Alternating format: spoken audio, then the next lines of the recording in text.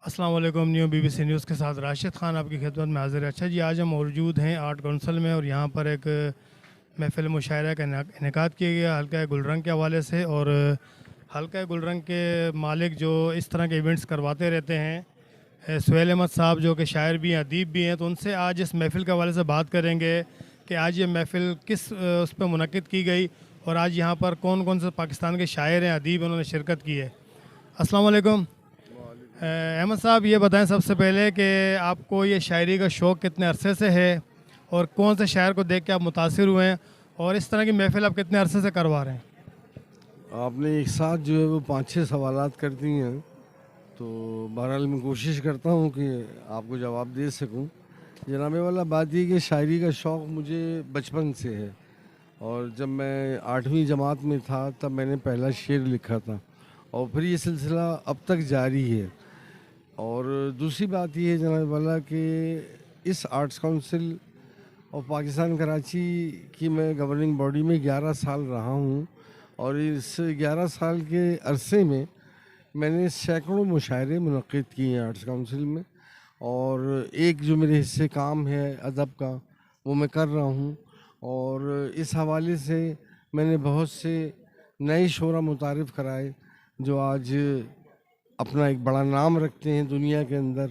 और वो कुछ सकाफ़त का ज़माना था जब हम MR कैनी रोड पर गवर्नर सिंध की फंडिंग से और उनकी इजाज़त से हम मुशायरा किया करते थे और उसमें हम शोरा कराम को पढ़वाते थे, जिसमें जूनियर भी होते थे, मिड एज के भी शोरा होते थे और सीनियर्स भी होते थे।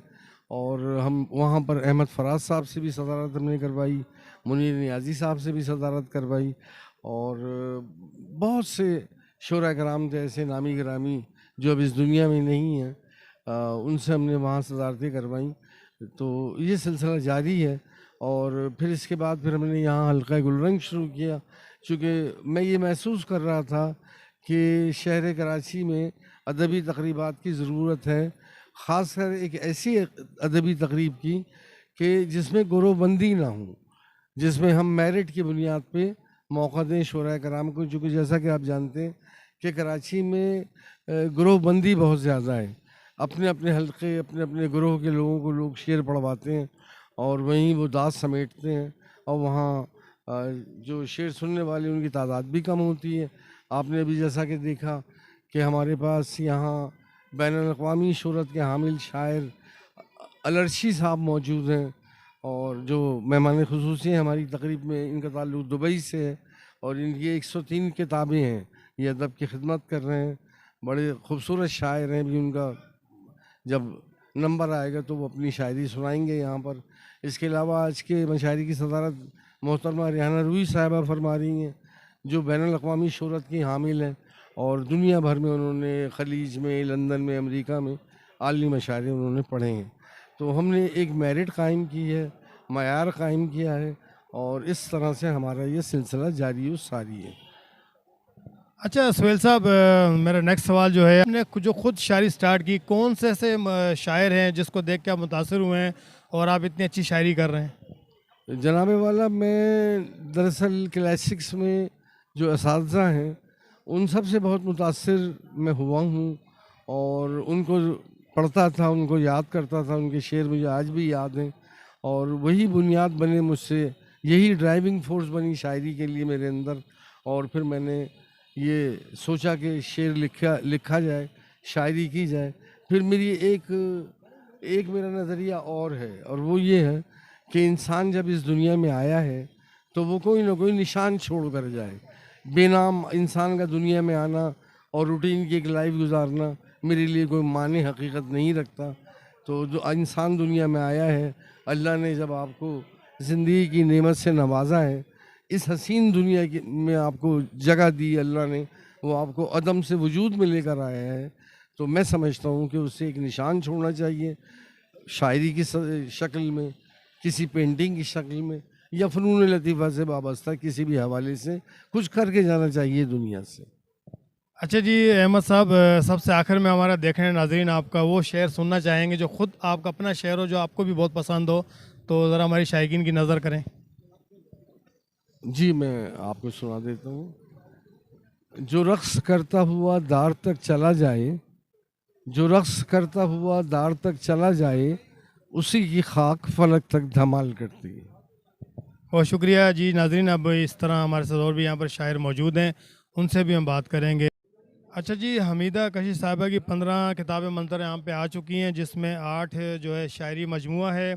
इसके अलावा जो 3 नावल हैं, नावल की किताबें हैं, और 2 अफ़सानी मजमूआ है, एक नशर और नज़म की किताब है, और 2 जो हैं वो नशर की किताबें हैं। उसके अलावा भी जो हमीदा साहिबा हैं वो मज़ीद जो किताबों पर वर्क कर रही हैं, मज़ीद किताबें लिखने पर इनकी वर्क जारी है। नाज़रीन, इस वक्त हमारे साथ एक और मशहूर पाकिस्तानी शायरा मौजूद हैं, हमीदा कशिश। तो आज उनसे भी हम बात करेंगे, और इनकी एक किताब भी आई है, कराची के 5 अहम नज़म निगार के नाम से इनकी एक नज़म निगार के नाम से इनकी किताब भी लॉन्च हुई है। उनसे उनके हवाले से भी बात करेंगे।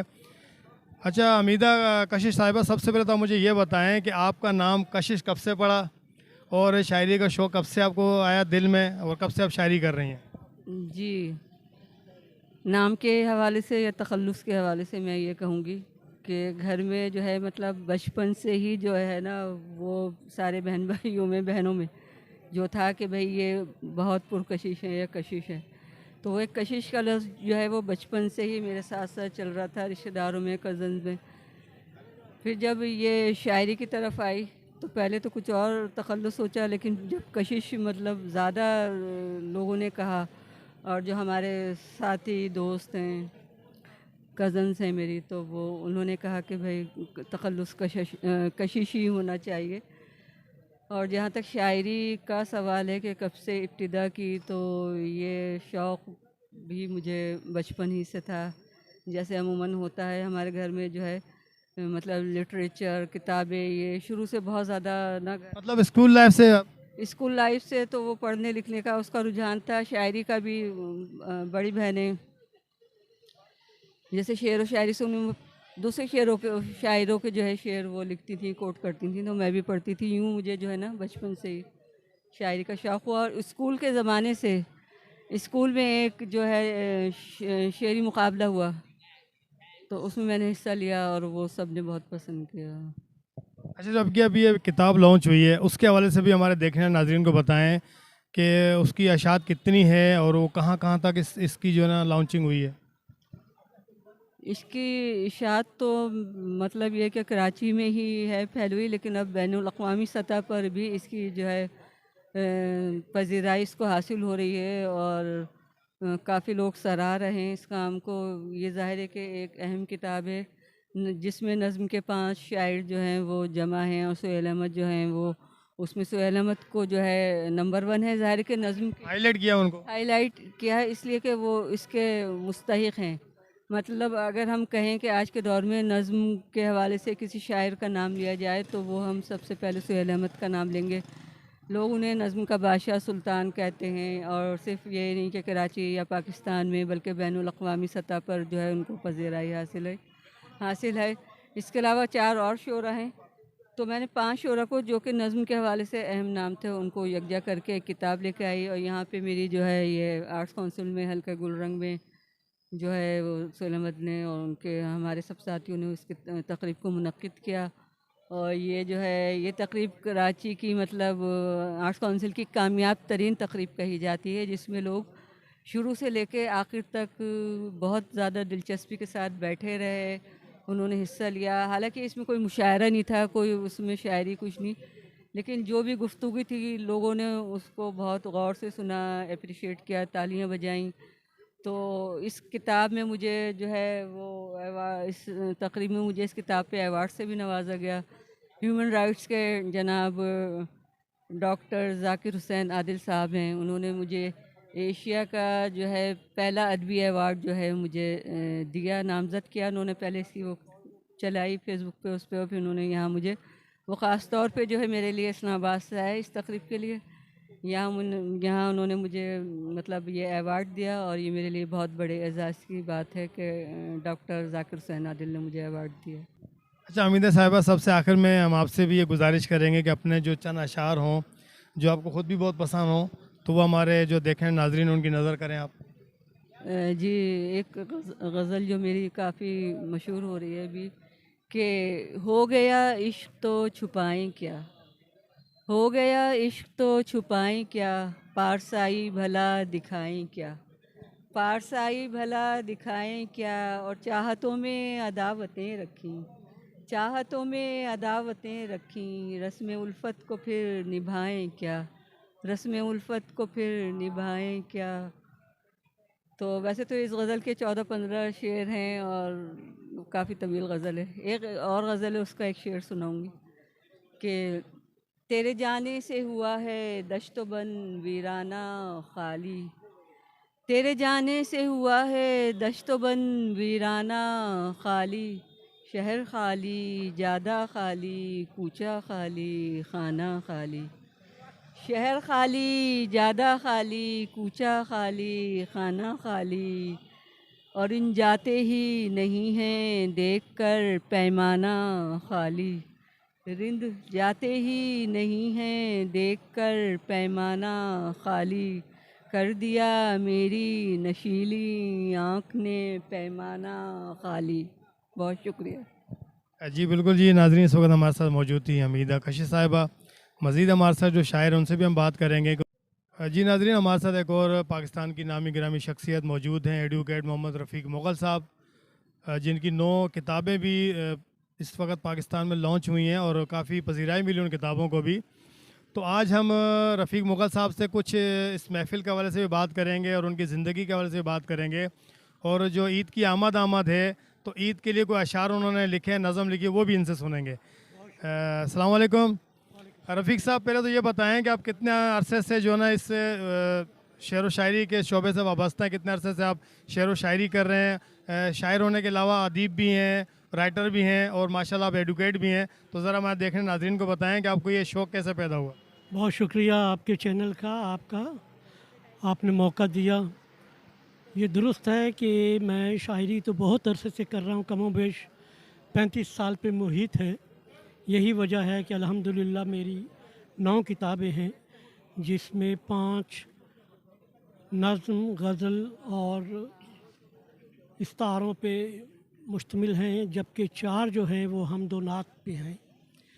तो हमदो नात चूँकि मेरा एक मुंतखब शोबा है और अल्हम्दुलिल्लाह मैं पढ़ता भी हूँ और लिखता भी हूँ। तो न सिर्फ पाकिस्तान में मेरी इन किताबों की रूनुमाई हुई, ख़ुसूसन पाकिस्तान आर्ट्स काउंसिल में, बल्कि अल्हम्दुलिल्लाह न्यूयॉर्क, यूएसए में और कनाडा में मेरी 2-3 किताबों की मुख्तलिफ़ औक़ात में गुज़िश्ता सालों में रूनुमाई होती रही, और इस हवाले से वहाँ तकरीबात भी मुनक़्क़िद होती रहीं।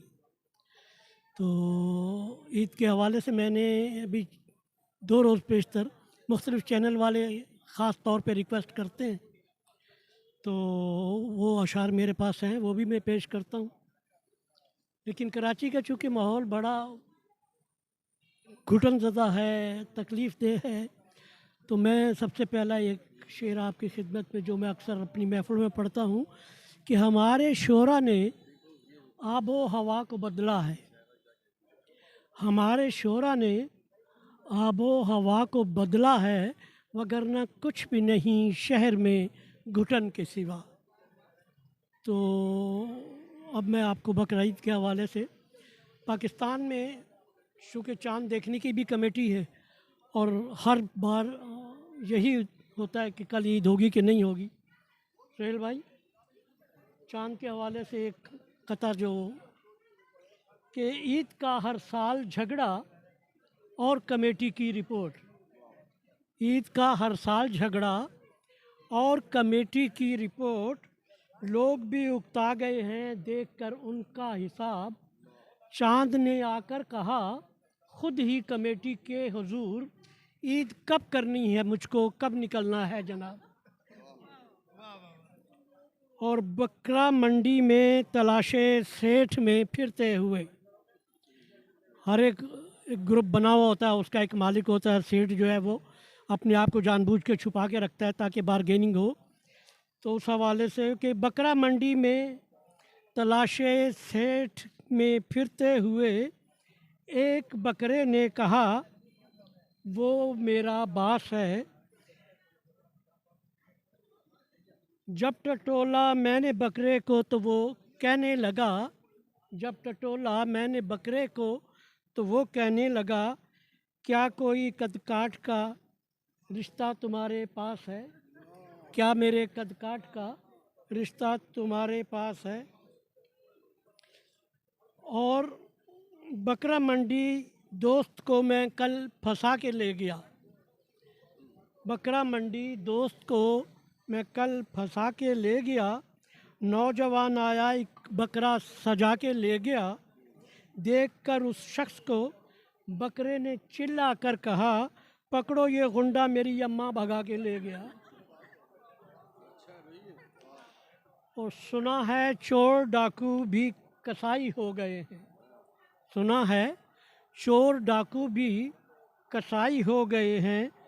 बड़े सैलून वाले फिर से नाई हो गए हैं, बड़े सैलून वाले फिर से नाई हो गए हैं।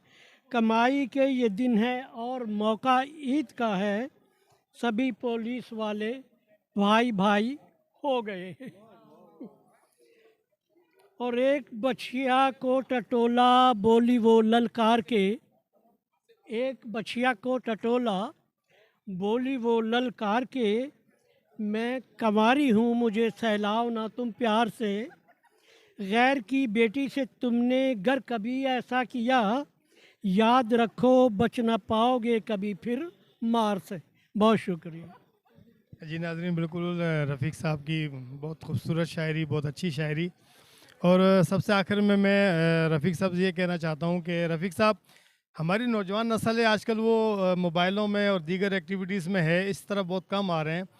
तो आप क्या पैगाम देना चाहते हैं कि जो हमारे नौजवान नस्ल है वो दोबारा से इस तरफ आएँ, शेर व शायरी की तरफ आएँ, अदीब बने, राइटर बने और मुल्क का नाम रोशन करें। आजकल आप देख सकते हैं कि छोटा सा बच्चा भी होता है, उसके हाथ में मोबाइल होता है, उसकी अपनी एक दुनिया होती है। तो आप क्या पैगाम देना चाहते हैं, किस तरह हम अपने नौजवान नस्लों को दोबारा से इस तरफ ला सकते हैं? बहुत शुक्रिया, बहुत ही इम्पोर्टेंट सवाल किया है आपने, ख़ुसूसन पाकिस्तानी माशरे के हवाले से और इस्लामी तहज़ीब के हवाले से हम इंतहाई इन्हतात का शिकार हो चुके हैं। दरअसल बात यह है, आपने सिर्फ बच्चों और नौजवान नस्ल की बात की है। हकीकत पसंदी से अगर कहा जाए तो पूरे का पूरा माशरा, जिसमें वालिदैन, बच्चे, बूढ़े, हत्ता के असातिज़ा और वो लोग जिनको मुल्क व मिल्लत की तामीर करनी चाहिए, वो सारे इस खराफात में शिद्दत से इन्वॉल्व हो चुके हैं। कुरान से दूरी है, नमाज से दूरी है, इल्म से दूरी है, किताबों से दूरी है, बड़ों से नफ़रत है, अज़ीज़ व अकारब से मोहब्बत ख़त्म हो चुकी है। कोई ज़रिया माश आपको ऐसा नहीं मिलेगा जिसमें कोई शख्स आपको ये कह सके कि हाँ अल्हम्दुलिल्लाह मैं ये हलाल की कमाई लेके आया हूँ। चूँकि हमारे इस मुल्क पाकिस्तान में न सिर्फ मौजूदा हुकूमत बल्कि इससे पहले भी जो सरकर्दा अफराद मुल्क व मिल्लत के पासबां बने, उन्होंने मुल्क की तामीर व तरक्की की तरफ कतन तवज्जो नहीं दी। तारीख़ गवाह है और ये कहते हुए कुछ नहीं छुपाया जा सकता कि हम करप्ट माशरे के इंतहाई नाकिस अफराद पर मुश्तमिल हुकूमतों को देखते रहे हैं और नतीजा ये हुआ है कि कोई रोकने टोकने वाला नहीं। आजकल ये हाल है कि एक मोबाइल जो 10-15 हज़ार रुपये का आता है, उसके लिए एक पढ़े लिखे नौजवान की जान ले ली जाती है। किसी माँ का वो अकलौता बेटा होता है, किसी बूढ़े बाप का वो आखिरी सहारा होता है, किसी बहन का वो कफ़ील होता है। तो मैं आपका बहुत शुक्रगुज़ार हूँ कि मेरा मैसेज अगर ये नौजवानों तक और सबसे पहले उनके वालिदैन तक पहुँचे कि खुदा के लिए हमने सब ने पलट के अल्लाह के पास वापस जाना है। और कुरान जगह जगह हमें ये बतला रहा है कि हमें गलत बातों से रुकना चाहिए। इस वक्त जितनी फहाशी मोबाइल के ज़रिए घरों में फैल चुकी है, उसकी जितनी भी मज़म्मत की जाए कम है। हमें बच्चों को, ख़ुसूसन बेटियों को, बहुओं को, अपनी बीवियों को इस मोबाइल के शैतान से दूर रखना चाहिए, यकीनन इसका इस्तिफ़ादा भी है, लेकिन उस हद तक फ़ायदा लें कि इसमें ये तस्वीरें और ये गूगल और ये न जाने क्या-क्या, मुझे तो उसके नाम भी नहीं आते, जिसकी वजह से माँ बाप से चोरी छुपे वो हम पहले बचपन में अपने अच्छी तरह याद है कि बिस्तर पर लेटने के बाद माँ बाप हमें, हमारी बड़ी बहनें भाई हमें कलमे पढ़वाती थी, आयतल कुर्सी पढ़ाती थी, फिर हम सोते थे। अब बच्चे चोरी छुपे मोबाइल में न जाने क्या कुछ देख के वो सोते हैं। खुदावंद करीम हमारी कौम पे, हमारे बच्चों पे, हमारे माशरे पे रहम फरमाए, करम फरमाए और हमें फिर उस तहज़ीब की तरफ ले जाए जिस पे हम ये कह सकें कि हम मुसलमान हैं, क्योंकि मुसलमान होना इतनी ताकतवर और अजीम बात है कि जिसका तज़किरा खुदावंद करीम ने और उसके अम्बिया ने 1,24,000 पैगम्बरों ने यही पैगाम दिया है कि अपने दिलो दिमाग को साफ़ रखो, पाक रखो, ताकि आपकी नस्ल भी पाक पैदा हो और आगे आपका माशरा भी पाकीज़गी के साथ ज़िंदगी गुजार सके। बहुत शुक्रिया। जी नाज़रीन, बिल्कुल जैसा कि आजकल का आप दौर देख रहे हैं, नफ्सा नफसी का दौर है। आप ये देखें कि बाप बेटे का नहीं है, बेटा बाप का नहीं है, बहन भाई की नहीं है, भाई बहन का नहीं है, नफ्सा नफसी का दौर है। सिर्फ वजह ये जो फितना है मोबाइल, इसकी वजह से काफ़ी नुकसानात हुए हैं। और आजकल की जो नौजवान नस्ल है वो बिल्कुल इस चीज़ से गाफिल है कि हम अल्हम्दुलिल्लाह एक मुसलमान घराने से हमारा ताल्लुक़ है और हम एक अल्हम्दुलिल्लाह मुसलमान हैं और पाकिस्तानी हैं, लेकिन इस चीज़ को नहीं देखा जाता। जैसा कि रफ़ीक साहब ने कहा कि नफ्सा नफसी का दौर है, कोई किसी को नहीं पहचानता है। अच्छा जी नाज़रीन, जैसा कि आपने देखा आज हमारे साथ मुख्तलिफ़ शायर मौजूद थे जिन्होंने अपनी अपनी शायरी के हवाले से बात की। और सबसे आखिर में जो हमीद साहब ने बात की कि आजकल नफ्सा नफसी का दौर है और गहमा गहमी का दौर है, भाई भाई का नहीं है, बहन बहन का नहीं है। और आजकल जो मोबाइल का फितना है वो भी बहुत आम हो चुका है और छीना झपटी है, चोरी चकारी है, हर जगह दो नंबरी है। तो मैं यही कहना चाहता हूँ कि अपने मुल्क पाकिस्तान को तरक्की पर अगर लेकर जाना है तो सबसे पहले तो आपको तालीम की तरफ तवज्जो देना होगा। तालीम के बाद जो है पाकिस्तान की तरक्की में जो अहम किरदार अदा जो करते हैं वो हमारे शायर हजरात भी हैं कि जो बिल्कुल जो अच्छी बात होती है वो आगे तक दुनिया तक पहुँचाते हैं। इसी चीज़ को मद्देनज़र रखते हुए मैं भी पैगाम देना चाहता हूँ। वो कहते हैं ना कि सकून तो मैसर नहीं कहीं भी इंसान को, सकून तो मैसर नहीं कहीं भी इंसान को, जनाजे में भी लोग कंधे बदलते हैं। बहुत शुक्रिया। कैमरामैन शुएब अलानी के साथ राशिद खान को दीजिए इजाज़त। अल्लाह हाफ़िज़।